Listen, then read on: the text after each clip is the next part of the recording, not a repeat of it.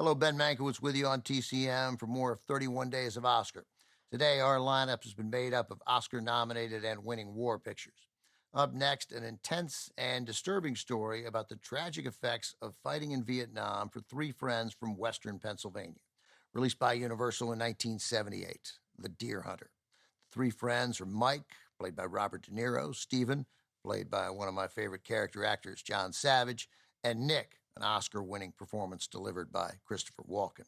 They are part of a tight-knit Slavic community in a dying steel town near Pittsburgh. When we meet them before they go to Vietnam, they work at the mill and hang out drinking beer and hunting deer. The film is essentially broken into three acts: before the war, in the thick of the fight, and after the war. Director Michael Cimino hadn't made a movie since his 1974 debut buddy flick Thunderbolt and Lightfoot. Cimino, who started as a screenwriter, pitched The Deer Hunter to eager execs who gave him $7.5 million to make the movie. At the time, though, he had no script. He hired an inexperienced screenwriter who, according to Cimino, washed out. Cimino maintained he had no choice but to rewrite the script himself while scouting locations. I had to write the thing on buses, on trains, on cars, at night, in hotels, he later explained. I worked like a dog. That said, the screenwriter, Derek Washburn, who'd written with Cimino once before, told an entirely different story. Washburn said he and Cimino discussed the story over a few days, then Washburn wrote the script by himself in a hotel for a month. When he was done, he said Cimino and a producer fired him over dinner one night by saying, "Derek, it's F off time," and then tried to deny him any credit. The Writers Guild eventually arbitrated the matter and gave Washburn sole credit. It's a great script and an unnerving movie, one that's essentially impossible to forget. In the end, Cimino and his first-rate cast gave audiences a searing look at the lingering damage caused by the Vietnam War. Film also stars two of the great actors of their time, Meryl Streep and John Cazale. At the time of filming, they were romantically involved. Cazale was also dying of cancer. This was his final film performance. He died 6 months before the movie's release. John Cazale, as many of you know, appeared in just 5 features.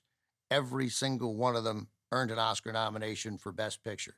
The Godfather, Godfather Part 2, Conversation, Dog Day Afternoon, and the film you're about to watch. It's from 1978, winner of 5 Oscars, including Best Picture, The Deer Hunter.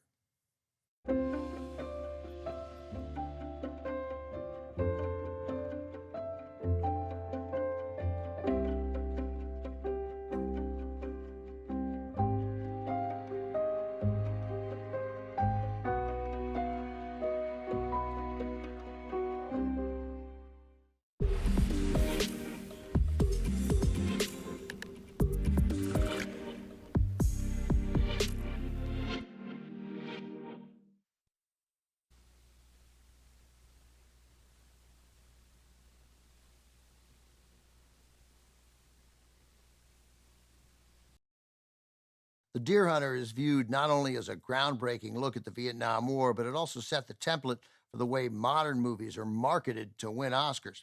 It began after Universal held a disastrous preview screening for the film in Detroit.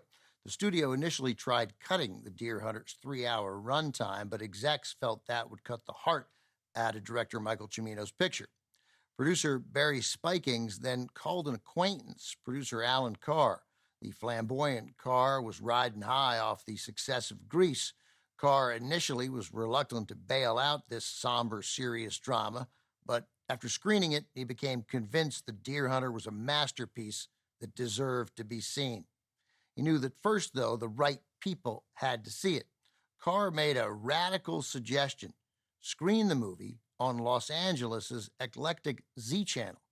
The Z Channel was an early paid TV service that showed art house movies and cult films. Showing a first-run movie on the channel, that was unheard of. However, the Z Channel was a cultural phenomenon in Los Angeles, loved by both passionate film buffs and Hollywood power players. Carr then suggested releasing The Deer Hunter in just 2 theaters at the end of the year, one in Los Angeles, one in New York. Carr's gambit to create buzz worked. Today, Carr is considered the very first Oscar consultant, a job that's now a high-powered and high-paying specialty.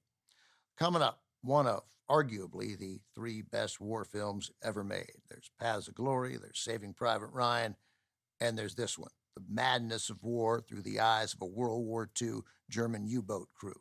Das Boot, directed by Wolfgang Petersen, is next on TCM. Next on TCM, Das Boot. Then They Were Expendable. And later, White Shadows in the South Seas. Oscars Beyond the Pale tonight.